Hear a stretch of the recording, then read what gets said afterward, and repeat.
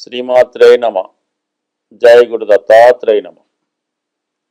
ఈ వీడియోలో మనం ఫిబ్రవరి 23 నుంచి ఏప్రిల్ 2వ తారీఖు మధ్యలో, అంటే సుమారుగా ఒక 39 రోజులు 40 రోజుల పాటు కుంభరాశిలో రాహు కుజ గ్రహాలు కలిసి సంచరించడం జరుగుతుంది.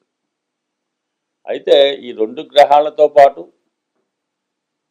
ఒక బుధ శుక్ర రవి కూడా కొంతకాలం పాటు సంచరించడం జరుగుతుంది. అయితే ప్రధానంగా ఈ కుంభరాశిలో రాహు అన్నది స్వక్షేత్రం. అక్కడ ఈ సంవత్సరం అంతా డిసెంబరు నెలాఖరు వరకు అటు ఇటుగా రాహు కుంభరాశిలో సంచరిస్తూ ఉంటాడు. అయితే రాహుతో ఏ గ్రహం కలిసినా కూడా ఆ గ్రహ కారకత్వాల్ని రాహు స్వీకరించి తను ఇవ్వడం చేస్తూ ఉంటాడు. సో ఆ కారణం వల్ల ఏంటంటే, మరి ఈ కుజుడు స్వభావసిద్ధంగా తీక్షణ గ్రహం, చాలా తీవ్రమైనటువంటి గ్రహం. అటువంటి కుజుడు మరి రాహుతో కలిసి ఉండడం వల్ల ఈ రాబోయే 40 రోజుల్లో కుజుని యొక్క కారకత్వాలు చాలా వరకు ఇబ్బంది పడడం జరుగుతూ ఉంటుంది. అంటే కుజుడు సంబంధించినటువంటి వరకు ఏంటంటే, సాధారణంగా వివాహ జీవితంలో ఉన్నటువంటి సమస్యలు, స్త్రీలకి భర్త యొక్క నడవడిక, భర్త యొక్క ఆరోగ్యం, యోగక్షేమాలు, అలాగే మిగతా వారికి ప్రమాదకరమైనటువంటి ప్రమాదాలు, అలాగే అన్నదమ్ములతో ఆస్తి సంబంధించినటువంటి విభేదాలు, అలాగే ప్రభుత్వ ఉద్యోగులకి ముఖ్యంగా ఈ పోలీస్ డిపార్ట్మెంటు, ఇన్కమ్ ట్యాక్స్, అంటే ఎవరైతే ఉత్సాహంగా అవుట్డోర్ వర్క్ చేస్తుంటారో యూనిఫామ్ వేసుకొని, వాళ్ళందరికీ కూడా కొంతవరకు ఈ అపకీర్తి, ఇబ్బందులు రావడం, ఉద్యోగపరమైన సమస్యలు రావడం జరుగుతుంటుంది. కొన్ని సందర్భాల్లో న్యాయ వ్యవస్థ మీద, లా అండ్ ఆర్డర్ మీద ఇబ్బంది కలుగుతూ ఉంటుంది. వాటి మీద తిరుగుబాటు చేయడం, ప్రభుత్వ విధానాలకి వ్యతిరేకంగా ప్రవర్తించడం, అలాగే సాధారణంగా వ్యక్తుల్లో నీతి నశిస్తూ ఉంటుంది, అవినీతి పరంగా వెళ్తూ ఉంటుంది. ఎవరైతే సన్మార్గంలో వెళ్తున్నారో వాళ్ళు ఇబ్బంది పడుతుంటారు. అలాగే దుర్మార్గంగా, అలాగే దారుణంగా రౌడీయిజం చేస్తూ, ఇతరుల ఆస్తి దోచుకుంటూ, ఇతరులకు ఇబ్బంది కలుగుతున్న వాళ్ళకి ఈ సమయంలో వాళ్ళకు అనుకూలంగా కొన్ని గ్రహాలు, ఈ రాహుగ్రహం పనిచేయడం జరుగుతూ ఉంటుంది. బట్ ఏదైనా రాహుతో ఏ గ్రహం కలిసినా ఆ గ్రహానికి సంబంధించినటువంటి కారకత్వాలు ఇబ్బంది పడడం జరుగుతూ ఉంటుంది. అలాగే ఒకరి జన్మజాతకం అనుకుందాం ఉదాహరణకి, ఈ రాహుతో కుజుడు కలిశాడు అంటే, స్త్రీల యొక్క జాతకం అయితే భర్త గారికి ఇబ్బంది కలగడం కానీ, నష్టం కలగడం కానీ, వ్యసనాలు పాలవడం కానీ జరుగుతూ ఉంటుంది. అదే శుక్రుడు రాహుతో కలిస్తే మగవారి జాతకంలో భార్యకి అనారోగ్యం కానీ, ధన నష్టం కానీ జరుగుతూ ఉంటుంది. అలాగే జాతకుడు నైతికంగా వ్యభిచార యోగం చేయడం, ఇతరుల మీద వ్యామోహం పెంచుకోవడం, ఈ విధంగా జరుగుతుంటుంది.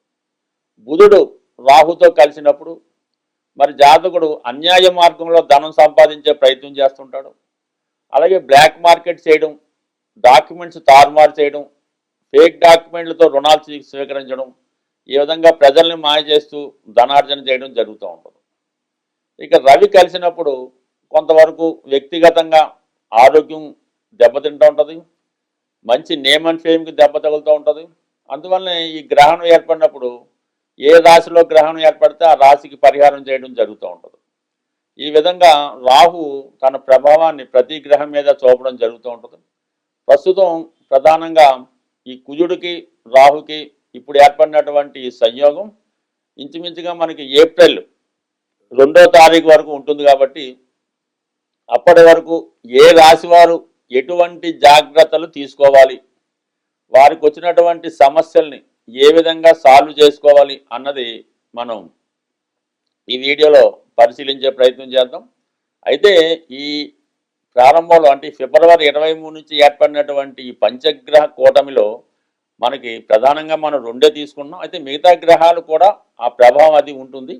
అయితే మిగతా గ్రహాల మీద రాహు యొక్క ప్రభావం ఉంటుంది తప్ప రాహు మీద ఈ గ్రహాలు ఏమీ చేయలేవు. రాహు తన పని తాను చేసుకెళ్ళిపోతుంటాడు. అయితే ప్రధానంగా ఏమైందంటే గురువు యొక్క దృష్టి, మిథున రాశిలో ఉన్నటువంటి గురువు యొక్క దృష్టి ఈ కుంభరాశి మీద పడటం వల్ల ఏంటంటే చాలా వరకు వీటి యొక్క తీవ్రత తగ్గుతూ ఉంటుంది.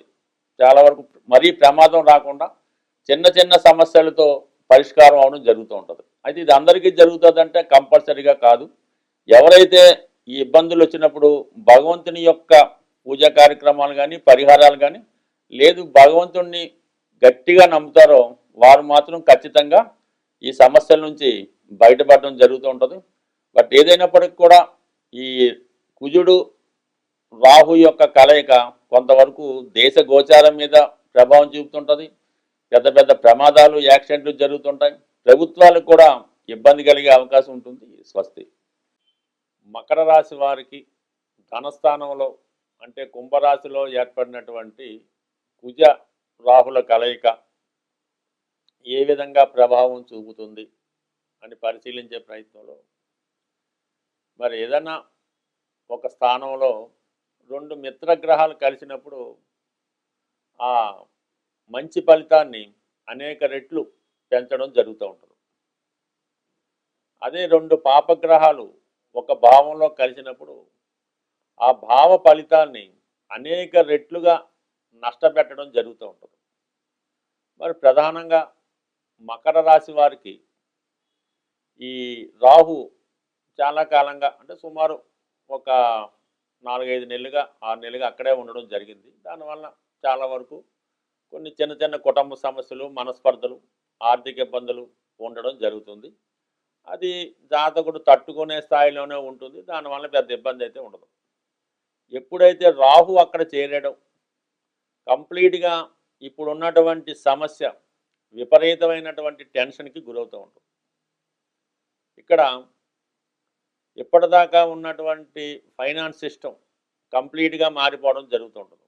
ఇప్పటిదాకా ఏదో ఒక వ్యవహారానికి నెలకి ఏదో లంసంగా ఒక 50% కట్న పే చేస్తాను అనుకుందాం. అది ఒకేసారి 200% అయ్యే అవకాశం ఉంది. కుటుంబంలో పిల్లల్ని చదివించడానికి కూడా అంటే ఇబ్బంది కలుగుతూ ఉంటుంది. అంటే గతంలో ఏదో పెద్ద స్థాయిగా ఎక్కువ ఫీజుతో జాయిన్ చేసి ఉంటారు. ఇప్పుడు ఆ ఫీజు కట్టడానికి ఇబ్బంది అవుతూ ఉంటుంది.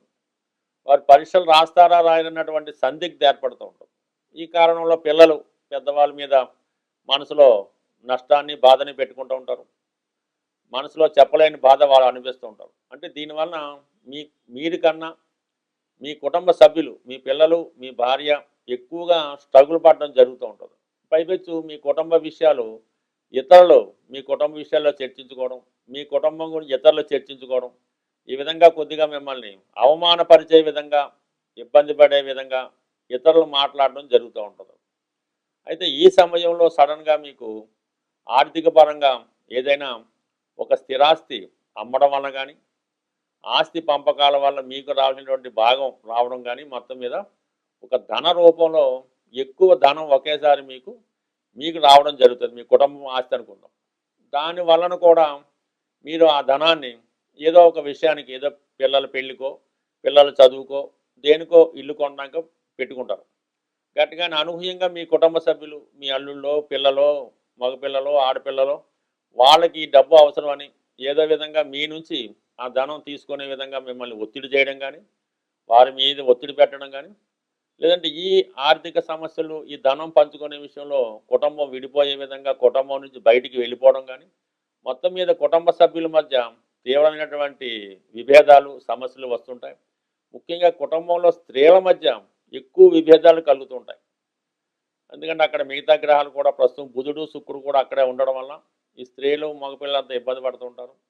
ఈలోగా మీ కుటుంబ పెద్దలు కలగజేసుకున్న, మీ స్నేహితులు కలగజేసుకున్న వాళ్ళు కూడా ఈ సమస్యను పెద్దగా చర్చించలేకపోతుంటారు, సాల్వ్ చేయలేకపోతుంటారు. అంటే వాళ్ళు కూడా ఈ విషయంలో ఏం చేయలేకపోతుంటారు. ఎందుకంటే ఇప్పుడు రవి మీకు అక్కడ అష్టమాధిపతిగా కుటుంబ స్థానంలో రావడం వల్ల మీ తండ్రి గారు కానీ, ఏదైనా గవర్నమెంట్ అధికారులు కానీ ఎవరు వచ్చినా సరే అక్కడ రాహు ఉండడం వలన వాళ్ళు చెప్పినటువంటి ప్రశ్నలకి, వాళ్ళు చేస్తున్నటువంటి సమస్యలకి ఎంత పెద్ద మనిషి కూడా మీ కుటుంబ సమస్యల్ని సాల్వ్ చేయలేక ఇబ్బంది పడుతూ ఉంటారు.